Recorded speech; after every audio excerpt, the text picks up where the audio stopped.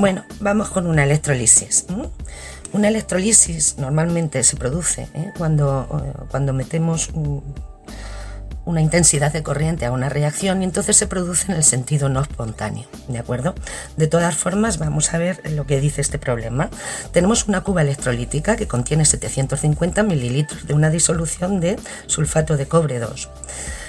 El paso de una corriente de 1,5 amperios durante 10 horas consigue depositar todo el cobre de la disolución, es decir, la disolución se queda sin cobre. Hay que calcular la cantidad de cobre depositado, la molaridad de la disolución inicial de sulfato de cobre 2 y la concentración de iones cobre 2+ que se quedaría en la disolución si la corriente de 1,5 amperios se deja solo una hora en vez de 10. Lógicamente, en ese caso no se va a depositar todo el cobre. Bien. La reacción que tenemos es que el cobre 2+ del nitrato de cobre pasa a cobre 0. Bien, esto es simplemente la aplicación de una fórmula. La fórmula es esta: el peso equivalente partido de la masa de cobre que se deposita es el número de Faraday partido de la intensidad por el tiempo. Tener en cuenta que tenemos sistema internacional, es decir, la intensidad vendría en amperios, el tiempo en segundos, es decir, hay que pasar esas horas a segundos. Bien. Y aquí lo único que nos puede preocupar un poquito es lo que es el peso equivalente. El peso equivalente es el peso de la sustancia que se va a depositar, en este caso el cobre, el peso molecular, que sería 63,5, y el número de electrones puesto en juego en la reacción, que son 2. Entonces, el peso equivalente, pues nada, es 31,75. Bien, haciendo esto y despejando la masa de cobre, nos sale que la masa de cobre es 17,77 gramos.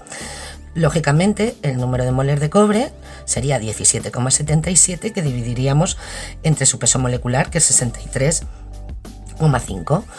Entonces, tenemos que se deposita 0,28 moles. Lo tenemos en gramos y lo tenemos en moles. Bien, la molaridad de la disolución inicial de QSO4. Bien, si os dais cuenta, el número de moles de cobre es exactamente igual al número de moles de sulfato de cobre 2, ¿de acuerdo? O sea, porque cada molécula tiene, o sea, cada mol de sulfato de cobre 2 tiene un mol de cobre, ¿de acuerdo? Entonces es 1:1 la relación. Bueno, pues la molaridad sería el número de moles de sulfato de cobre 2 partido del volumen en litros de la disolución. Obviamente es el mismo, 0,28, lo tenéis aquí, partido de 0,75. Esto da 0,37 moles litro. Bien. La tercera es, ¿qué ocurriría si en vez de dejar 10 horas la corriente, pues lo dejo solamente una hora? Bueno, pues entonces, claro, aquí en vez de haber un 10, va a haber un 1, lógicamente, y la masa de cobre, despejándola, pues saldría que es 1,78 gramos. Si la masa total de cobre era 17,77, ¿no? Pues si ahora solamente se han depositado 1,78, todavía me quedan 16 gramos de cobre por ahí en la disolución, ¿vale? Bueno, pues esa disolución, si yo quiero sacar la molaridad de la disolución, sería los gramos partido del peso molecular y del volumen en litros de la disolución. Tener en cuenta que esto de aquí es el número de moles, ¿de acuerdo? Bien, eso sale pues que quedan en la disolución 0,36 moles litro de cobre 2+. Y con esto se ha acabado la electrolisis.